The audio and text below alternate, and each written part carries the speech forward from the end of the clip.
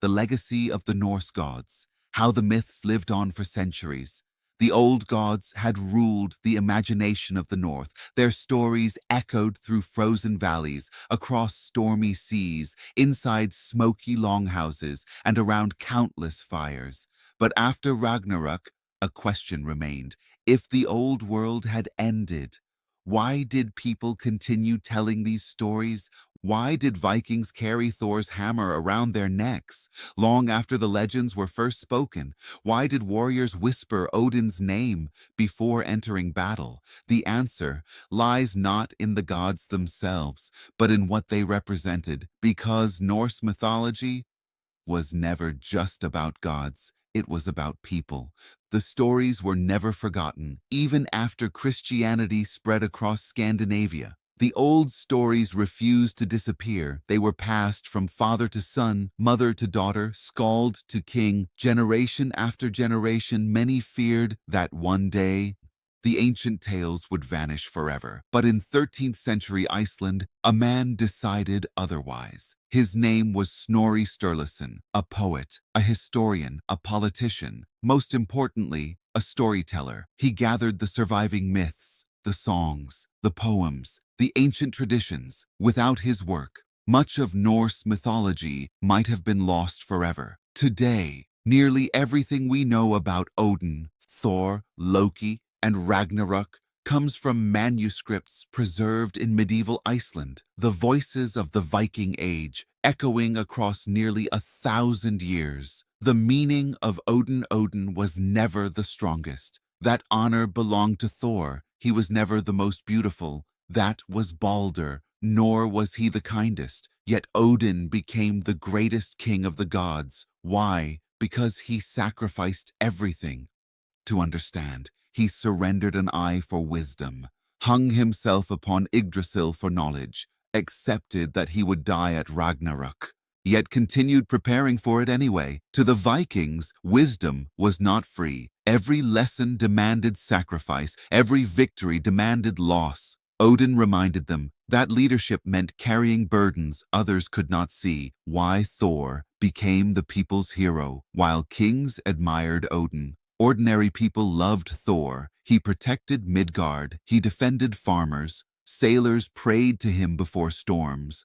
Families wore tiny hammer pendants called Mjolnir as symbols of protection. Thor was powerful, but he was also familiar. He laughed. He became angry. He made mistakes. He fought for those who could not fight alone. Perhaps that is why more Viking graves contain Thor's hammer than any other sacred symbol. He was not just a god, he was a guardian.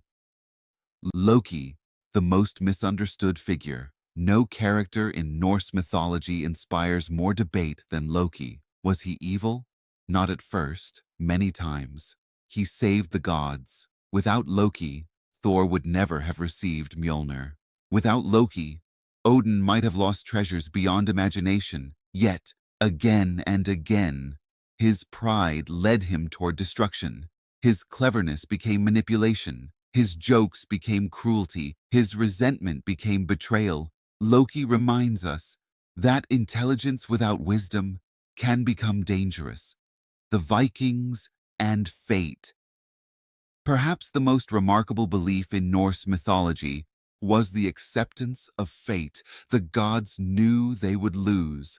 Odin knew Fenrir would kill him. Thor knew his battle with Jörmungandr might cost him everything. Tyr knew placing his hand inside Fenrir's mouth would end in sacrifice, yet none of them refused. They fought anyway. To modern eyes, that may seem tragic. To the Vikings, it was honorable, because courage was not measured by victory. It was measured by standing firm, even when defeat seemed certain. The world tree still stands at the center of every story. Stood Yggdrasil, the great ash tree, connecting all 9 realms. Its branches reached the heavens. Its roots stretched into mystery. Gods lived around it. Monsters threatened it. Animals carried messages across it. Even after Ragnarok, the tree endured, scarred, weathered, but alive. Perhaps that is the greatest symbol in Norse mythology. Not the hammer, not the spear, not the rainbow bridge,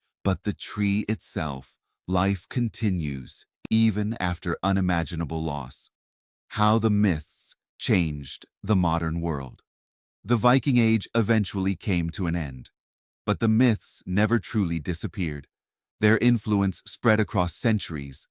Writers borrowed their legends, artists painted their heroes, composers turned them into music. Today, their stories inspire novels, films, television, video games, and millions of readers around the world. Names like Odin, Thor, Loki, Freya, and Ragnarok have become part of global culture, yet behind every modern interpretation, the ancient stories still remain complex, beautiful, and deeply human. The final lesson. Perhaps the greatest lesson Norse mythology offers is not about magic or monsters or gods. It is about resilience. The gods were not perfect. They argued, failed, made terrible mistakes. Yet when the end came, they did not hide. They stood together, they fought, they accepted the cost, and because they did, a new world was born. Maybe that is why these stories have survived for more than 1,000 years. Not because they promise that good always wins, but because they remind us that even after the darkest winter, spring can return. Even after Ragnarok, life begins again. Final outro. And with that, our journey through Norse mythology comes to an end.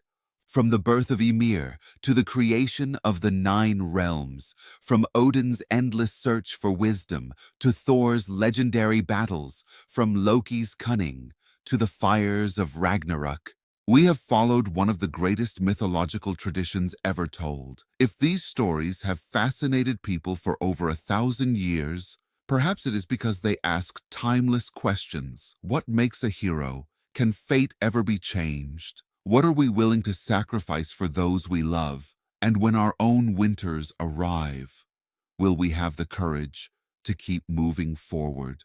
Because in the end, the Vikings believed that every ending carries the seed of a new beginning, and perhaps that is a story worth remembering. The end.